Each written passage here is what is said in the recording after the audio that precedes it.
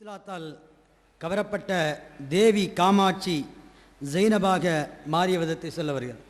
அஸ்ஸலாமு அலைக்கும் வரஹ்மத்துல்லாஹி வபரகாத்துஹு. என்னுடைய அனுபவங்களை பற்றி தான் நான் இங்கே பேச வந்திருக்கேன். அதாவது என்னுடைய ஊர் வந்து தென்காசி. கேரளாவுக்கு தொழிலுக்காண்டி போயிருந்தோம். போன இடத்துல அதுக்கப்புறம் தான் தெரிஞ்சது என்னுடைய சகோதரன் இஸ்லாத்தை ஏற்று வந்தார். அவர் எங்கே போனாலும் 5 வேளை தொழுகைக்கு வீட்டுக்கு வந்துடுவார். அந்த 5 வேளை தொழுகையை பார்த்து எனக்கு ஆச்சரியமாக இருந்தது. அந்த தொழுகையில் அவர் துவா பண்ணுவார் அழுதுகிட்டு. அதாவது என்னோடய குடும்பத்தில் இருக்கிறவங்க எல்லாருமே நேர்வழி பெறணும், அவங்க எல்லாருமே நேர்வழி பெற்று வரணும், தவறான வழிக்கு போயிடக்கூடாது. நான் எப்படி நேர்வழிக்கு வந்தனோ அந்த மணிக்கு அவங்களும் நேர்வழிக்கு வரணும், சொர்க்கத்துக்கு நன்மை செய்து சொர்க்கத்துக்கு போகணும், தீமை செய்து போயிடக்கூடாது, நரகத்துக்கு போயிடக்கூடாது அப்படின்னு ரொம்ப அழுதவாறு துவா செஞ்சாங்க. அதை கேட்டு நான் ரொம்ப ஆச்சரியப்பட்டேன். என்னடா இப்படி சொல்கிறாங்களே அப்படி சொல்லிட்டு பக்கத்து வீட்டில் முஸ்லீம்ங்க தான் அவங்கக்கிட்ட போய் கேட்டேன், இந்த இஸ்லாத்தை பற்றி எனக்கு எடுத்து சொல்லுங்கள் அப்படின்னு சொல்லிட்டு அவங்க வீட்டில் இருக்கிற குரானை போய் எடுத்தேன். எடுத்த உடனே குரானை எடுக்காத, நீ எடுக்கக்கூடாது, நீ வந்து தீண்டத்தகாதவ, நீ தொடக்கூடாது, நீ வந்து காஃபிரு, நீ சுத்தம் இல்லாதவ, அந்த மணிக்கு ஒரு பேசி ஒதுக்கிட்டாங்க. நான் உடனே எங்கள் அண்ணன்கிட்ட வந்து கேட்டேன், என்னென்ன இப்படி பேசுகிறாங்களே, அதாவது மாற்று மத கலாச்சாரத்தில் தான் இந்த பிராமணங்கள்லாம் பகவத்கீதையை தொடணும், அதை தான் எடுக்கணும், அவங்க தான் ஓதணும் அப்படி சொல்லுவாங்க. அந்த மணிக்கு இவங்களும் குரானை இப்படி சொல்கிறாங்களே அப்படி சொல்லிட்டு போய் எங்கள் அண்ணன்கிட்ட போய் கேட்டேன், என்ன குறிக்கோளில் நீங்கள் வந்து இந்த இஸ்லாத்துக்கு வந்தீங்க அப்படி சொல்லிட்டு போய் கேட்கும்போது அவங்க சொன்னாங்க, ஒரு இறை கொள்கையை மட்டும் எடுத்து சொன்னாங்க. அதாவது இறைவன் தான், ஒரு இறைவன் தான், பல கடவுள் கிடையாது, அவனுக்கு நிகராக யாருமே கிடையாது அப்படி சொன்னாங்க. நன்மை செஞ்சால் சொர்க்கத்துக்கு போகலாம், தீமையை செஞ்சால் நரகத்துக்கு போயிடுவாங்க அப்படி சொல்லிட்டு ரொம்ப இதாக சொன்னாங்க. அந்த சொர்க்க நரகமே எனக்கு அது ரொம்ப கவர்ந்ததாக இருந்தது. அதை நினச்சி நான் இஸ்லாத்துக்கு வந்தேன்.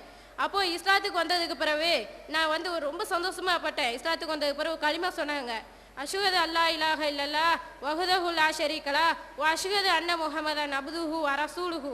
இதை சொன்ன நீ இஸ்லாத்துக்கு வந்துடுமா அப்படின்னு எங்கள் அண்ணன் சொன்னாங்க. உடனே அதுக்கு ஒரு அர்த்தம் கேட்டேன், என்னென்ன அதுக்கு ஒரு அர்த்தம் அப்படின்னு. அஷ்ஹது அல்லா இலாஹ இல்லல்லாஹ் அப்படின்னா அல்லாஹுவை தவிர வேறு யாரும் இல்லை, வணக்கத்திற்குரியவன் அல்லாஹ் ஒருவன் தான் அப்படி சொன்னாங்க. அப்புறம் அஷ்ஹது அல்லா இலாஹ இல்லல்லாஹ் வஹ்தஹு லா ஷரீக வ அஷ்ஹது அன்ன முஹம்மதன் அப்துஹு வ ரசூலுஹு. அதாவது இறை தூதர் நபி ஸல்லல்லாஹு அலைஹி வஸல்லம் அவங்க இறைவனை திரு தூதர் நம்ம சாட்சி வைக்கணும் அப்படின்னு சொன்னாங்க. இதை கேட்டு எனக்கு ரொம்ப சந்தோஷமா இருந்தது. அப்படியே நான் போய் பக்கத்தில் ரொம்ப சந்தோஷப்பட்டு பக்கத்து வீட்டில் போய் அவங்க கிட்ட கேட்க போனேன். அதாவது நான் இஸ்லாத்துக்கு வந்துட்டேன், நான் இப்போ ரொம்ப தூய்மையெல்லாம் ஆயிட்டேன், ரொம்ப சுத்தமாக ஆயிட்டேன், நான் காஃபிர் இல்லை, நான் ஒரு முஸ்லீமு அப்படி சொல்லிட்டு அவங்க கிட்ட போய் சொல்கிறேன் சந்தோஷமா. அவங்க சொல்கிறாங்க, என்ன கேட்காம நீ எப்படி இஸ்லாத்துக்கு வரலாம், நீ வந்து இப்போ இஸ்லாத்துக்கு வரலை, நீ சுத்தமாக இல்லை, நீ காஃபிர் தான் இப்போ கூட அப்படி சொன்னாங்க. என்னங்க ஒரு களிமா சொன்னால் இஸ்லாத்துக்கு வந்துடலாம் சொன்னாங்க, நான் இஸ்லாத்துக்கு வந்துட்டேனே, அப்போ இனிமேல் என்னங்க சொல்லணும் அப்படின்னு சொல்லி கேட்குறேன். அவங்க சொல்கிறாங்க, குளிச்சாதான் இஸ்லாத்துக்கு வந்த மாதிரி அப்படிங்கிறாங்க. என்ன குளிக்கணும்னு சொல்கிறாங்களே அப்படின்னு சொல்லிட்டு கடைசியில் எங்கள் வீட்டில் போய் குளிப்பாட்டினாங்க. ஒரு மையத்தை குளிப்பாட்டின மாதிரி குளிப்பாட்டிட்டாங்கங்க. ஒரு மையத்தை படுக்கப்பட்டு தான் குளிப்பாட்டுவாங்க, என்னை நிற்க வச்சே குளிப்பாட்டிட்டாங்க. அந்த அளவுக்கு குளிப்பாட்டி கொண்டு வந்து நிப்பாட்டி அப்போ சகாத்து களிமா சொல்லிட்டு இப்போ தான் நீ இஸ்லாத்துக்கு வந்துட்ட அப்படிங்கிறாங்க. நான் போய் எங்கள் அண்ணன்கிட்ட சொன்னேன், இந்த மாதிரி சொல்கிறாங்கண்ணே அப்படின்னு. அப்போ பரவாயில்ல, ஏன்னா அவங்க வந்து சுனத்வால் ஜமாத்தில் தான் இந்த முஸ்லீமுக்கே வந்தாங்க. அதுக்கு பிறகு அல்ஹம்துலில்லாஹ் என்னை பார்த்து எங்கள் அம்மாவும் வந்தாங்க, இஸ்லாத்துக்கு ஏற்றுட்டு வந்தாங்க.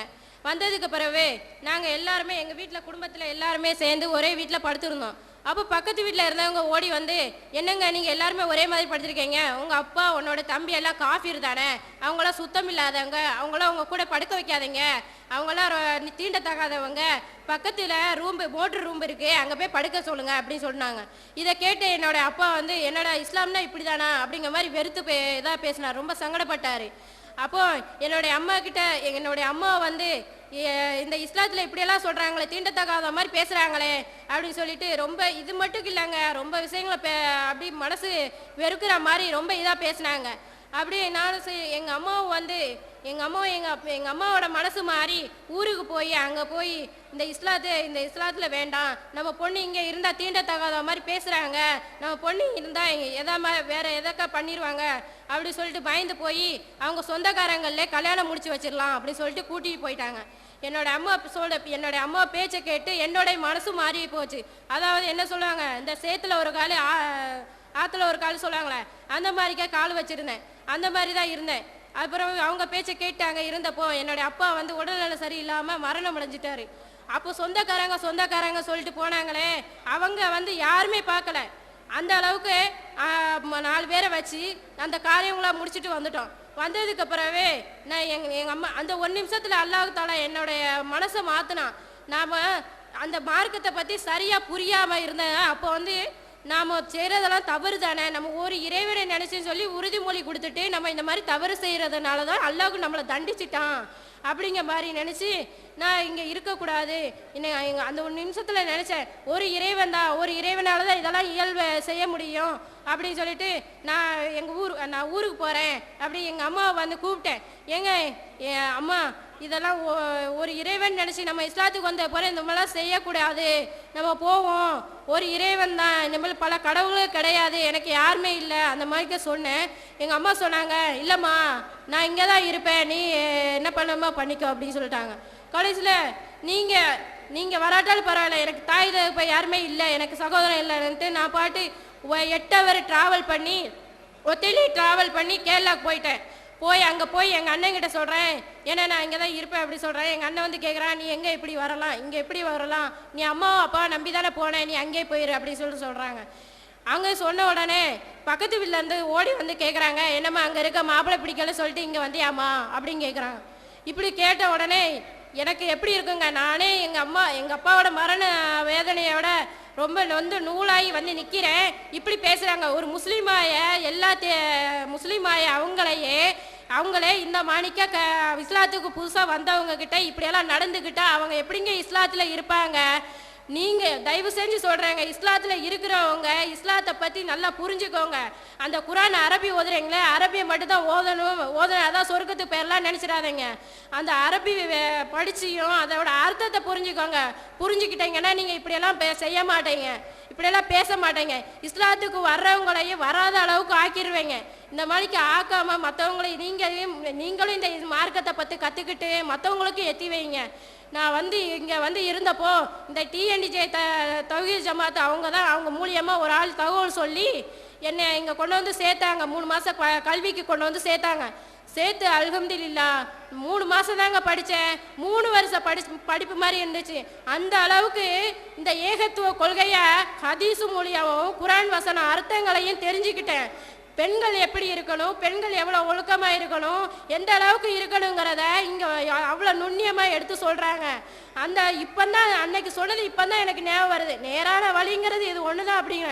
என்னோட அம்மா சொல்கிறாங்க, அன்னைக்கு இஸ்லாத்துக்கு வந்த புதுசில் 3 மாத காலம் இங்கே சேர்ந்து படிச்சிருந்தா யார் சொன்னதை கேட்டிருக்க மாட்டோம், இந்த கொள்கையிலே உறுதியாக இருந்திருப்போம் கடைசி வரையும். உன்னோட அப்பாவையும் நம்ம ஷஹாதத் கலிமா சொல்லி அவங்கள சொர்க்கத்துக்கு அனுப்பியிருக்கலாம் அப்படிங்கிற மாதிரி ரொம்ப ஃபீலிங் பண்ணி என்கிட்ட சொன்னாங்க. அல்ஹம்துலில்லாஹ். பார்த்தீங்களா எவ்வளோ அளவுக்கு இருந்தவங்க எவ்வளோ அளவுக்கு எவ்வளோ எதுக்கு உறுதியாக நிற்கிற மாதிரி இந்த ஏகத்துவ கொள்கையை அவங்களுக்கு எடுத்து எவ்வளோ அளவுக்கு புரிஞ்சு வச்சுருக்காங்கன்னு. இந்த மாணிக்க நீங்களும் இந்த ஏகத்துவ கொள்கையை படித்து மற்றவங்களுக்கு எத்தி வைக்கணும்னு இறைவனை பிரார்த்தித்தவாறு இந்த உரையை நிறைவு செய்து கொள்கிறேன். அல்ஹம்துலில்லாஹ்.